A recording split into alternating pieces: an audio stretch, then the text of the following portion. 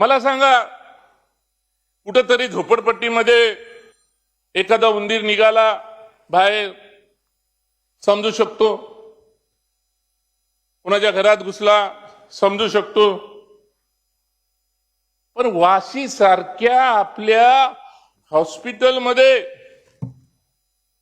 आपल्या वाशी सारख्या हॉस्पिटलमध्ये कूलरमध्ये मृत उंदीर प्रकरण, एक मृत पावलेला उंदीर आपल्याला त्या वाशी सारख्या हॉस्पिटल, म्हणजे जे आज आपला महत्वाचं केंद्रबिंदू हॉस्पिटल आहे, त्या ठिकाणी वाशीचे पाणी दूषित,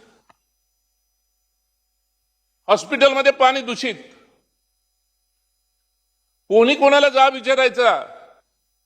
मी महापौरांना दोष देणार नाही, मी उपमहापौरांना देणार नाही, सभागृहाला देणार नाही. आज आम्ही आहोत, आम्ही कोणाला विचारायचं? आयुक्तांना विचारायचं? कुठल्या अधिकाऱ्याला आम्ही विचारायचं? कॉन्ट्रॅक्टर कोणाचे? कॉन्ट्रॅक्टर काय? कॉन्ट्रॅक्टर म्हणजे आपले घरजावईच आहेत सर्व. त्या ठिकाणी कॉन्ट्रॅक्टर म्हणजे हा घरजावईसारखा प्रकार आहे. जाब विचारा. आज आपण पगार वाढवलाय, आपण पगार वाढवला नाही, आपण परमनंट करायला पाहिजे, करू. पण त्यांनी त्या ठिकाणी त्या गोष्टीवरती त्या डिपार्टमेंटच्या लोकांनी लक्ष देणं हे अत्यावश्यक. पण त्याच्यामध्ये सुद्धा कोणी नाही. रुग्णालयात, संविधानाच्या ठिकाणी पिण्याच्या पाण्यामध्ये, कूलरमध्ये उंदीर आढळणे ही गंभीर आणि लाजिरवाणी बाब आहे. मॅडम,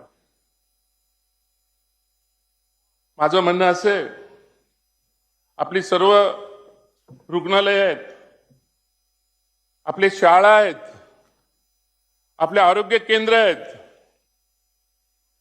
ह्या सार्वजनिक इमारतीमध्ये पिण्याच्या पाण्याची तपासणी करणं, अहवाल सादर करायला पाहिजे.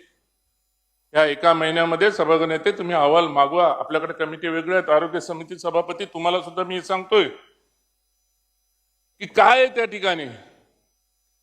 आज आपण असंच वाऱ्यावर सोडल्यासारखं प्रकार चाललेला आहे.